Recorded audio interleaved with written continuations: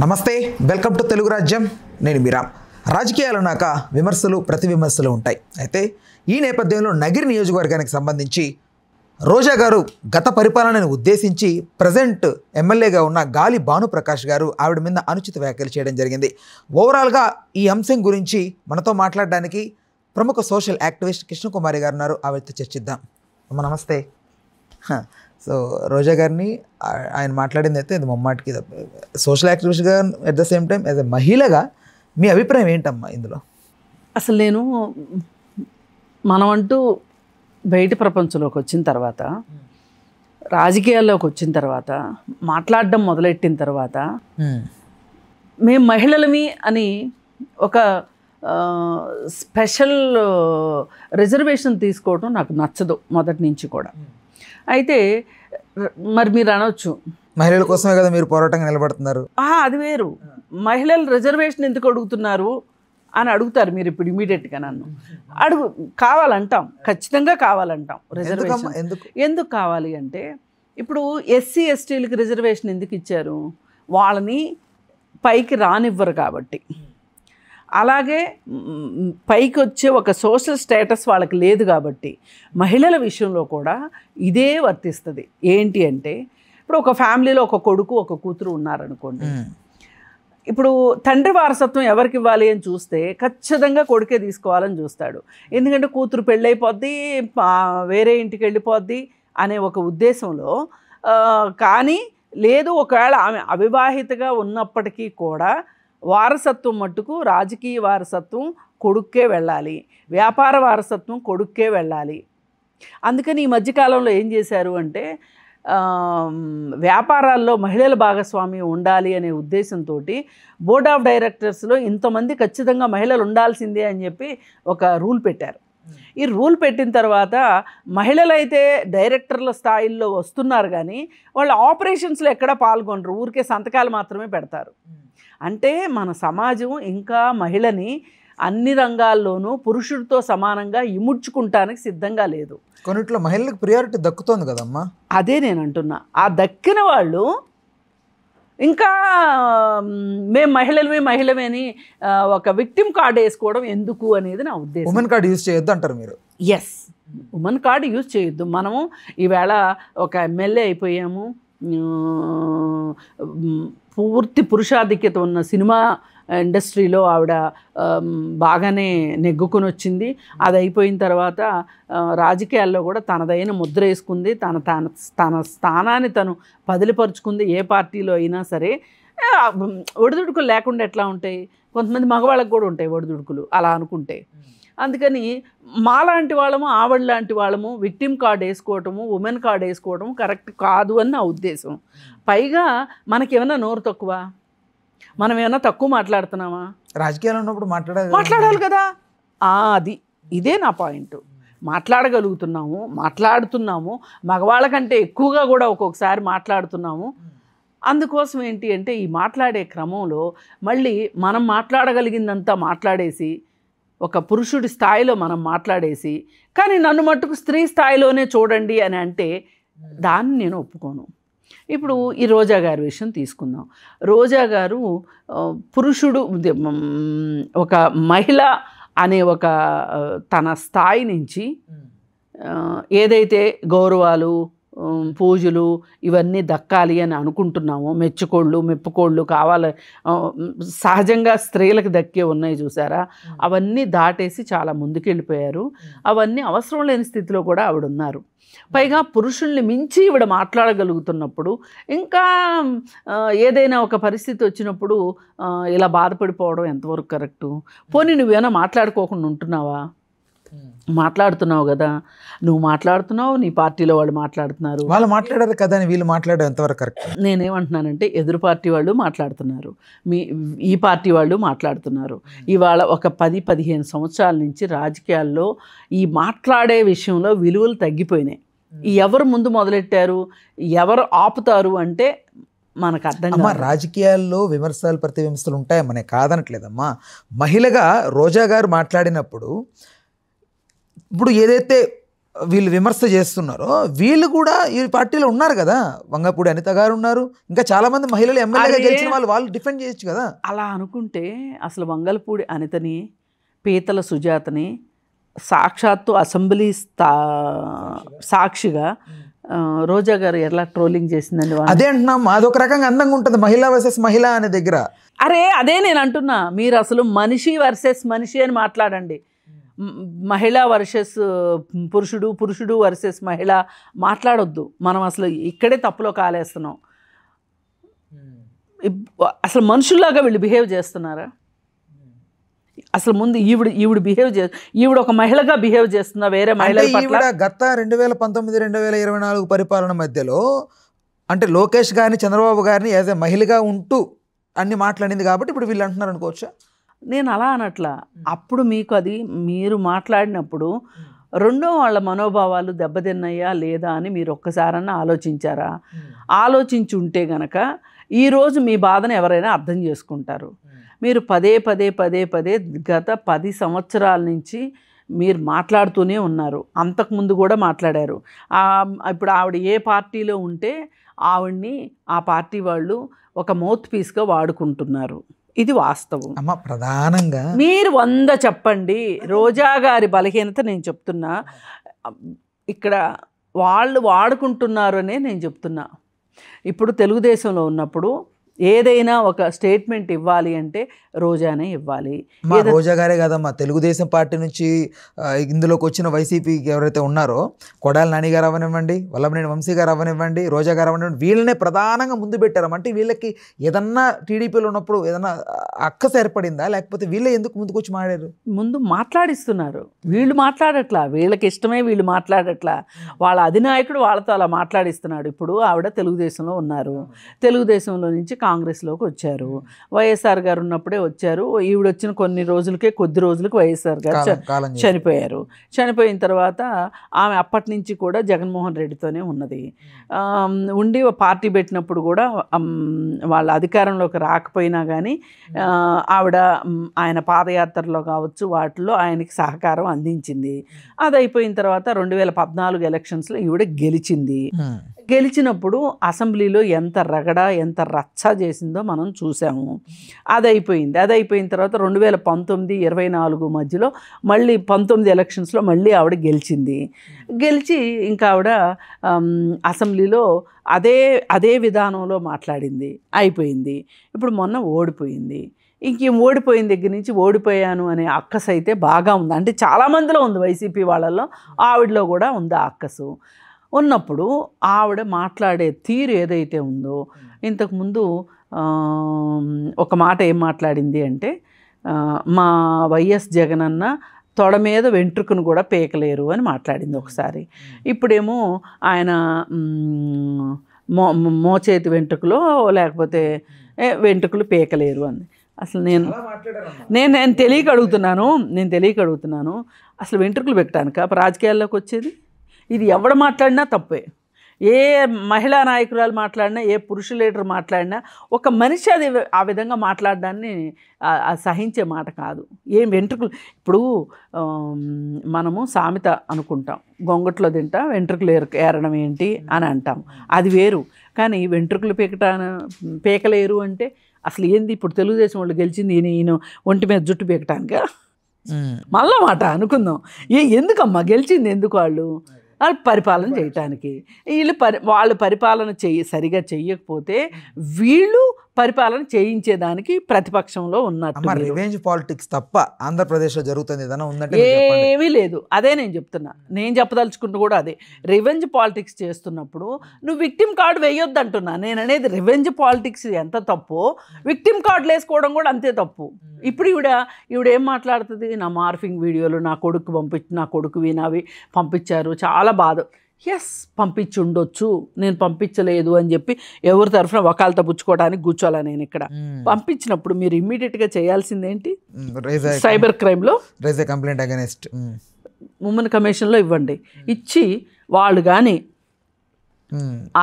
చర్యలు తీసుకోకపోతే కూర్చోండి, వెళ్ళి అక్కడ దీక్షలో కూర్చోండి. అసలు ఇవాళ మనకి ప్రజాస్వామ్యంలో రకరకాల పద్ధతులు ఉన్నాయి. న్యాయం పొందటానికి. కానీ ఫాస్ట్గా న్యాయం జరగడం కోసం తక్షణమే వ్యక్తిత్వ వికాసం కోసం ఇలా మాట్లాడేస్తారు. ఇలా మాట్లాడితే దాన్ని వ్యక్తిత్వ వికాసం అంటారా? అంటే వాళ్ళ అంటే నేను ఎక్కడా తక్కువలో లేను, డి అంటే డి అన్నట్లే ఉంటాను. నేను ఓడిపోయినా, మేము అధికారంలో లేకపోయినా మేము మాట్లాడగలుగుతాము అని మాట్లాడటం కాసేపు, మళ్ళీ కాసేపు కన్నీరు గార్చడం కాసేపు, మళ్ళీ వెంటనే పరకాయ ప్రవేశం చేసేసి ఎక్కడున్న లాక్కొస్తాం, ఏమైనా చేస్తాం, అంత చూస్తాం, ఖండాంతరాల్లో ఉన్న పట్టుకొస్తాం, లాక్కొస్తాం. ఇవన్నీ ఇది కాదు రాజకీయం అంటే. మరి ఎందుకు ఇలా తయారైపోయినాయో ఆంధ్ర రాజకీయాలు నాకు అర్థం కావట్లేదు. మరి సరే, ఇప్పుడు మనము ఖచ్చితంగా బాధపడదాం. ఇది రోజా గారు నన్ను అందుకు కాను, మనం రోజా గారి వైపే ఉందాం. మరి అలాంటప్పుడు మీ పార్టీలో ఒక ఎక్స్ ఎమ్మెల్యే ప్రజెంట్ ఎమ్మెల్యే అయిన మహిళల గురించి ఎలా మాట్లాడాడు నీచంగా నెల్లూరు మాట్లాడినప్పుడు మీరు ఎవరైనా ఖండించారా? ఖండించాలి కదా, ఖండించారా? ఆమె మహిళ కాదా? ఆయన అంటుంటే కూడా నవ్వుతున్న ఉదంతం చూసాం వెనక నిల్చున్న నాయకులు, నేతలు. అందుకని వీళ్ళు దొంగ అని మాట్లాడటం కానీ, ఇలా నోటికి వచ్చినట్టు మాట్లాడటం కానీ, ఇవి రాజకీయాల్లో మంచి సాంప్రదాయం కాదు. ప్రజలు గమనిస్తున్నారు, చూస్తున్నారు. మీరు ఇంకా ఇంకా ఇంకా వైసీపీని ఇంకొక మీటర్ లోపలికి మీరు గొయ్యి తీసి గోతులో పెడుతున్నారు తప్పితే మీరు చేసేది ఏమీ కనిపించట్లా. అసలు ఆ రోజు గుర్తు చేసుకో ఒకసారి. ఒక మహిళవై ఉండి ఒక మహిళని అంటాన్ని నువ్వు ఎలా అనగలిగావు, ఎలా నిద్రపోగలిగావు ఒక్కసారి చెప్పు. ఏం మాట్లాడావు? పీతల సుజాత నిన్ను వంగలపూడి అనిత అని, వంగలపూడి అనిత గురించి మాట్లాడిన మాటలకి వంగలపూడి అనిత ఎంత బాధపడి ఉంటుంది ఆలోచించావా? ఆలోచించలా నువ్వు. కానీ ప్రతిదీ రాజకీయం చేయాలని చూస్తున్నారు కాబట్టే ఈ విధమైన పరిణామాలు వస్తున్నాయి. నేననేది అది. ఇప్పుడు అతను గెలవటమే నీకు ఇష్టం లేదు, గాలి భానుప్రకాష్ రెడ్డి. అయితే అతను గెలిచిన విషయం గురించి కూడా ఈమె అంతకుముందు కూడా జగన్మోహన్ రెడ్డికి కంప్లైంట్ చేసింది. అతనికి మన పార్టీ వాళ్ళే నీళ్లు మోస్తున్నారు, మన పార్టీ వాళ్ళే అతన్ని గెలిపించేలాగా ఉన్నారు, వాళ్ళపైన చర్యలు తీసుకోండి అంటే సార్ ఏమి పట్టించుకోలే. సరే, గెలిచిన తర్వాత కూడా ఆయన వల్లే గెలిచాడు భానుప్రకాష్ రెడ్డి అని చెప్పి పెద్దిరెడ్డి రామచంద్రారెడ్డి మీద కంప్లైంట్ పెట్టింది ఈవిడ జగన్ దగ్గర. పెడితే జగన్ శుభ్రంగా అతన్నే పిలిపించి ఏంటయ్యా నీ మీద ఇట్లా అంటుంది అంటే ఇంకాస్త అగ్నికి ఆజ్యం పోసినట్టు అయింది. ఈ విధంగా ఆమెకి ఉక్రోషం ఏంటి అంటే, ఓ పక్క జగనన్న అని భజన చేస్తుంది, కానీ జగన్ మీద కూడా ఉంది ఆ ఉక్రోషం. ఇప్పుడు నేను వచ్చి చెప్పుకున్నప్పుడు ఇట్లా చేయటం కరెక్ట్ కాదు, అవునన్నా కాదన్నా ఆ అమ్మాయి మీద మీకు వేరే కోపం ఉండొచ్చు, కానీ మన పార్టీ తరఫున పోటీ చేసినప్పుడు మన పార్టీ గెలవాలి అని అనుకోవాలి, అక్కడ రోజా అని కాదు అని మాట్లాడాల్సిన అవసరం ఉందా లేదా? లేదు, మాట్లాడలా జగన్మోహన్ రెడ్డి. ఆ కోపం కూడా ఉంది రోజాకి. ఇంకా అందుకని అడ్డదిడ్డంగా మాట్లాడేస్తుంది. గాలిలో గెలిచిన గాలి నాకు అనే మాట మాట్లాడింది. అది ఒక ప్రజాప్రతినిధి గురించి అలా మాట్లాడడం కరెక్ట్ కాదు. ఇది ఈ సాంప్రదాయం జగన్మోహన్ రెడ్డి నేర్పించాడని చెప్పొచ్చు. అంతకుముందు గెలిచిన ప్రతినిధుల గురించి ఏ పార్టీ వాళ్ళు ఇంత దారుణంగా మాట్లాడేవాళ్ళు కాదు. ఇక్కడ కేసీఆర్ని చూసాము, అక్కడ జగన్మోహన్ రెడ్డిని రోజా అండుకొని మళ్ళీ వంశీ, నాని వీళ్ళనే చూస్తున్నాం. వీళ్ళకి అసలు వాళ్ళు ఒక పదవిలో ఉన్నారని కానీ వాళ్ళు కూడా మనుషులే అని కానీ వాళ్ళకి అసలు గుర్తుండదు. వాళ్ళకేంటి, అందరూ మాట్లాడుకునేదే నేను మాట్లాడుతున్నా. తాడేపల్లి ప్యాలెస్ నుంచి స్క్రిప్ట్ వస్తుంది, ఆ స్క్రిప్ట్ ప్రకారం మాట్లాడతారు. అసలు చంద్రబాబు నాయుడు గురించి ఆయన అరెస్ట్ అయినప్పుడు ఎలా మాట్లాడారండి? అలాగే లోకేష్ని పప్పునాయుడు అని ఎందుకండి అంటే అంత ధైర్యం ప్రధానంగా మేము ప్రజలకు అందరికీ సంక్షేమాలు అనుకున్నవి అందినట్టుగా ఇచ్చేసాం, నెక్స్ట్ రాబోతున్న 4-5-10 years వరకు మేమే ఉంటామనే ఒక ధైర్యమా అది? ఆ ధైర్యంతో ఆ రోజు మాట్లాడారు. అదే అంటారా మీరు? పిల్లి బిత్రోళ్ళని, అలాగే నోట్లో హెరిటేజ్ ఐస్ క్రీమ్ పెట్టుకున్నామని, అచ్చెన్నాయుడిని, ఇట్లా రకరకాలు. అసలు అవి ఏంటంటే కొంతమంది వాటికి ద్వంద్వార్థాలను విపరీతార్థాలు తీస్తున్నారు. కానీ నేను అంత ఆ స్థాయికి నేను దిగజారి నేను మాట్లాడలేనులే. కానీ ఏది ఏమైనా లోకేష్ని ఇప్పుడు ఆడవాళ్ళకే కాదండి, మగవాళ్ళకి కూడా ఆత్మాభిమానం ఉంటుంది. అవుట్రేజింగ్ ఆఫ్ మోడెస్టీ అనేది ఆడవాళ్ళకే కాదు మగవాళ్ళకి కూడా ఉంటుంది. మరి ఆ రోజు భువనేశ్వరి గారి గురించి అసెంబ్లీలో మాట్లాడినప్పుడు నువ్వు ఎందుకు మాట్లాడలేదు? మాట్లాడాలి కదా నువ్వు, మాట్లాడలా. ఆ తర్వాత అసలు లోకేష్ వైఫ్ గురించి వైసీపీ పార్టీ వాళ్ళు మాట్లాడిన మాటలు, పెట్టిన మార్ఫింగ్ వీడియోలు అవన్నీ చూస్తే కడుపు తరుక్కుపోద్ది ఎవరికైనా సరే. మరి ఎందుకు చేస్తున్నట్టు ఇవి, ఎందుకు చేసినట్టు మీరు ఇవన్నీ? మీరైతే చేస్తాము, మేమైతే తలుపు చెక్కతో కొడతాము, కానీ మమ్మల్ని అయితే మీరు తమలపాకుతో కొట్టాలి అన్నది ఏమి న్యాయం చెప్పండి? న్యాయాల్లో కూడా న్యాయం అనేది ఒకటి ఉంటుంది కదండి, యూనివర్సల్ ట్రూత్. అంటే న్యాయంకి పురుషుడు మహిళ అనేది కాదు, ధర్మం ఒకటి, ఎవరికైనా ఒకటి అంటారా? అదే నేను అంటున్నా.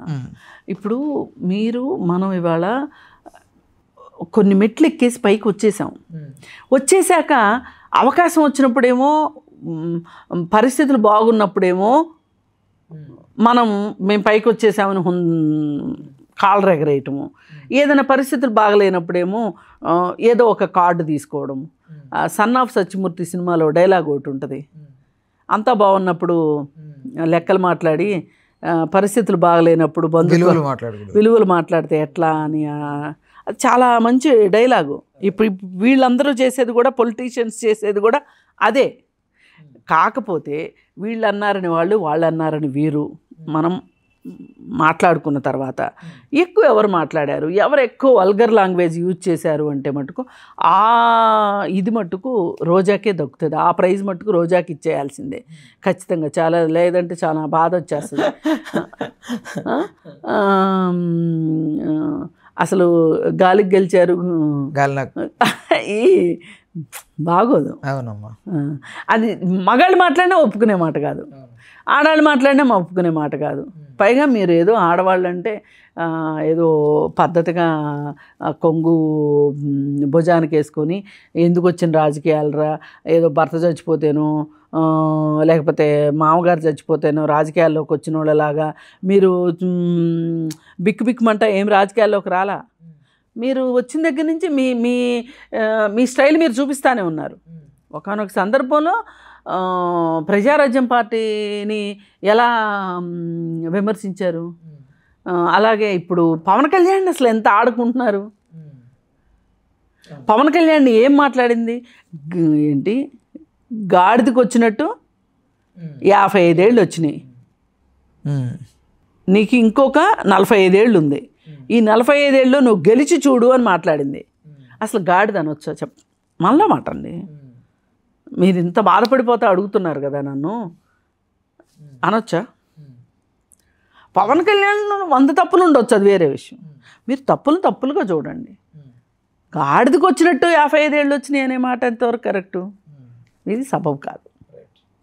ఇది రాజకీయాల్లో ఒక మంచి సాంప్రదాయమే కాదు, రాజకీయాల్లోనే కాదు, కుటుంబాల్లో మట్టుకు ఇలా మాట్లాడుకుంటామా? ఇప్పుడు సరదాగా ఉన్నప్పుడు 100 మాట్లాడుకోవచ్చు, ఆఫ్ రికార్డ్ ఎన్నైనా మాట్లాడుకోవచ్చు. ఇప్పుడు మనం ప్రపంచం చూసేటప్పుడు మనం మాట్లాడేటప్పుడు ఇప్పుడు నువ్వు మాట్లాడిన మాటలు ఏవైతే ఉన్నాయో ఇందాక నుంచి నేను ఉటంకించిన విషయాలన్నీ కూడా కొన్ని కోట్ల సార్లు ప్రసారం అయిపోయినాయి. ఇది కరెక్ట్ అని నువ్వు ఎలా అంటావు అసలు? అది అందుకని ఏంటంటే ఈవిడికి ఈ విషయాల గురించి మాట్లాడే నైతిక హక్కు లేదు, అలాగే ప్రాథమిక హక్కు కూడా లేదంటాను నేను. ఎందుకంటే నువ్వు వేరే వాళ్ళ హక్కుల్ని నువ్వు హరించినప్పుడు నీకు హక్కుల గురించి మాట్లాడే హక్కు ఎక్కడి నుంచి వస్తుంది? అది అందుకే నాకు అనిపిస్తుంది వీళ్ళందరినీ కూర్చోబెట్టి పిల్ల జమీందార్ సినిమాలో తెలుగు మాస్టర్ పాఠాలు చెప్తారు చూడండి, ఆ విధంగా వీళ్ళకి ఎవరైనా పాఠాలు చెప్పేవాళ్ళు దొరికితే బాగుండు, బుద్ధి పాఠాలు. అంటే వాళ్ళు చేసిన వాళ్ళు చూపిస్తే చాలు కదమ్మా. వాళ్ళు చూసుకోలేదేంటి? అబ్బా భలే మాట్లాడతారు, ఇప్పుడే వేరే గ్రామం నుంచి వచ్చినట్టు. కాదమ్మా, అంటే వాళ్ళు మాట్లాడినవి వాళ్ళకే వాళ్ళకి తెలియకుండా ఎందుకు ఉంటుందండి? ఇప్పుడు మన ఇద్దరం మాట్లాడుకుంటున్నాం, ఈ వీడియో టెలికాస్ట్ అవుతుంది, నేనేం మాట్లాడాను అని నేను చూసుకోనా? అదే చూసుకుంటాం కదా. నేను ఖచ్చితంగా చూస్తా, ఎందుకంటే ఏమైనా పొరపాటు మాట్లాడానా, ఆ తర్వాత నేను సీక్వెన్స్లో ఎప్పుడైనా నేను మాట్లాడిన పొరపాట్లని నేనే చెప్పి 1-2 సందర్భాల్లో సారీ చెప్పిన సందర్భాలు కూడా ఉన్నాయి. వెనక్కి తీసుకుంటారు మీరు, అది తెలుసు. వ్యక్తులకు కాదు సుమా, మాటకి. అదే మీరు ఒక ఇన్ఫర్మేషన్, రాంగ్ ఇన్ఫర్మేషన్ ఇస్తే నేను పొరపాటు చెప్పాను, అది కాదు ఇది అని చెప్తా. ఎందుకంటే మనకి అదృష్టమో అవకాశమో తెలియదు, కానీ కొన్ని లక్షల మంది చూసే అవకాశం మనకు దక్కింది. అలాంటి పరిస్థితి అవకాశంలో మనం ఉన్నప్పుడు ఈ అవకాశాన్ని ఎంత బాగా వినియోగించుకోవచ్చు అంటే అంత బాగా వినియోగించుకోవచ్చు. దీనికోసం నేను ఎక్కువ చదువుకోవాలి, నేను ఎక్కువ తెలుసుకోవాలి, నేను ఎక్కువ మాట్లాడాలి, ఎవరన్నా మాట్లాడుతుంటే విని నేను మాట్లాడాలి. నా తపన ఏముండాలి అంటే ఈజీగా పబ్లిసిటీ వచ్చేయాలను, లేకపోతే ఇంకోటో కాదు. నా ఉద్దేశం, నా లక్ష్యం, నేను ఏదైనా ఒక తెలియని మాట ఎవరికన్నా చెప్పగలిగానా, ఈ ఇంటర్వ్యూకి సార్థకత ఏంటి, ఏమన్నా నేర్పించగలిగానా ఎవరికన్నా, ఒక ప్రాసెస్ అండి ఇది. సోషల్ మీడియా చేయాల్సిన పని ఇది. సోషల్ మీడియాలోకి మనం వచ్చాము, ఇష్టం ఉండి వచ్చామో, ఇష్టం లేక వచ్చామో, తెలిసి వచ్చామో, తెలియక వచ్చామో, అవకాశం మనకు వచ్చింది. ఇన్ని కోట్ల మంది ఉండగా మీరు ఇంటర్వ్యూ చేస్తున్నారు, నేను మాట్లాడుతున్నాను, మనకే అవకాశం దక్కింది అన్నప్పుడు దాన్ని ఉపయోగించుకోవాలా అక్కర్లేదా? దాన్ని మంచికి వాడాలా, చెడుకు వాడాలా? అదే అందుకని ఏంటంటే ఒళ్ళు దగ్గర పెట్టుకోవాలి. రాజకీయాల్లోకి వచ్చిన తర్వాత నాలుక, ఒళ్ళు, మెదడు, సర్వేంద్రియాలు దగ్గర పెట్టుకొని ఒబ్బిడిగా ఎంత ఒబ్బిడిగా ఉంటారో అంత వినయం, రాజకీయాల్లో వినయం ఉండాలి. ఇవన్నీ వదిలేసి గాలి మనుషుల్లాగా తయారయ్యి గాలి మాటలు మాట్లాడుకుంటా తిరిగితే వాడు గాలికి గెలిచాడు అనేమో నువ్వు అంటావు, నువ్వు గాలి దానివని వాడంటాడు. ఏంటి చెప్పండి? అసలు యాక్చువల్గా నేను కూడా ఈ మాట అనకూడదు, వాడు వీడు అని అనకూడదు. కానీ కొన్ని సందర్భాల్లో మనకి ఉడికినప్పుడు మాట్లాడతాం, కోపం వచ్చినప్పుడు. ఎందుకు అంత మాట ఎందుకు మాట్లాడాలి? సరే రోజా మాట్లాడింది, వదిలేయచ్చు కదా, అతనైనా అదే వదిలేయచ్చు కదా. వాళ్ళు ఎందుకు వదిలేయరంటే అమ్మో వీళ్ళు రెచ్చిపోతారేమో, మళ్ళీ రేపొద్దున ఇంకొంచెం ఎక్కువ మాట్లాడతారేమో అని ఎవరికి వాళ్ళకు వచ్చిన అవకాశాలను వదులుకోకుండా దుర్వినియోగం చేసే పనిలో ప్రజాధనాన్ని దుర్వినియోగం చేస్తున్నారు. ఇది అసెంబ్లీలో ఇదే భాష. నిన్న మొన్న ఒక మినిస్టరు ప్యాకాట ఆడుకుంటున్నాడు అసెంబ్లీలో, మొబైల్లో. ఏం చేయాలి చెప్పండి? ఆ మధ్య ఒకసారి అశ్లీల వీడియోలు చూసుకుంటున్నారు కొంతమంది. ఏంటి వీళ్ళని ఏం చేద్దాం? అసలు నోటికి ఏది వస్తే అది మాట్లాడేవాళ్ళు రోజా లాంటి వాళ్ళు. ఆ ప్రసన్న కుమార్ రెడ్డికి ఏమైంది? వీళ్ళందరినీ నాకు అనిపిస్తుంది వింటే పాఠాలన్నా చెప్పాలి. మీరు ఇట్లా మాట్లాడండి, ఇది తప్పు ఇది ఒప్పు అని చెప్పనన్నా చెప్పాలి. ఇది కాదంటే ఏ ఏరియాలో ఉన్న మానసిక వైద్యశాలకు ఆ వైద్యశాలకు వీళ్ళని తరలించాలి. ఇట్లా మాట్లాడే వాళ్ళని ఇంకొకసారి ఇట్లా మాట్లాడతావా అని షాకులు పెట్టాలి వీళ్ళకి, పొలిటికల్ షాక్స్. రైట్. లేదండి, అంత కోపం వస్తుంది. వీళ్ళు రాజకీయాల్లోకి వచ్చింది ఎందుక? అసలు ఎంత ప్రజాధనం దుర్వినియోగం అవుతుందో తెలుసా అండి?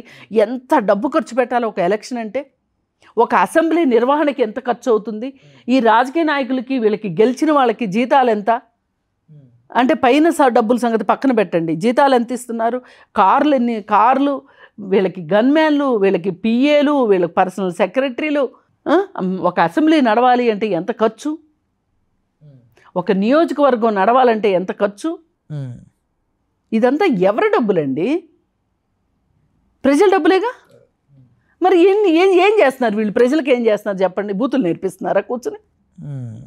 అందుకని తలాపాపం తెలా పిడికడని ఎవరిని నేను సమర్థించట్లేదు దీంట్లో. కాకపోతే ఎన్ని ఉన్నప్పటికీ కూడా ఎంతో కొంత నన్ను తెలుగుదేశం పార్టీ సపోర్టర్ నన్ను అనుకుంటారేమో అనుకోండి, కానీ అక్కడ మటుకు ఎట్లా పడితే అట్లా మాట్లాడితే కొంచెం వాతలు అయితే పెడతారు వాళ్ళు. అంతవరకు అయితే నేను గమనించాను. రైట్, ఓకే అమ్మ. అలాగే కాంగ్రెస్ పార్టీ కూడా కొంచెం జాగ్రత్తగానే మాట్లాడుతుంది. కాంగ్రెస్ పార్టీ వాళ్ళ విధి విధానాలు, వాళ్ళ అంతర్గత ప్రజాస్వామ్యం ఎంత ఎక్కువ ఉన్నప్పటికీ కూడా వాళ్ళ పార్టీలో వాళ్ళన్న తిట్టుకుంటారు తప్పితే పక్క వాళ్ళని తిట్టేటప్పుడు కొంచెం ఒళ్ళు దగ్గర పెట్టుకునే ఉంటారు.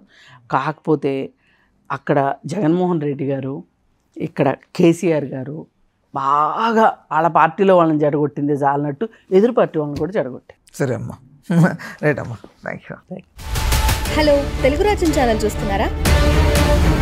సామాజిక రాజకీయ జీవన చిత్రణే తెలుగు రాజ్యం. అతిశయోక్తులు అసత్యాలు ఉండవు. రాజకీయ కోణం కాదు, ప్రజా కోణమే కొలబద్ద. తెలుగు రాజ్యం వీక్షణ మీ ఉత్తమ అభిరుచికి నిదర్శనం.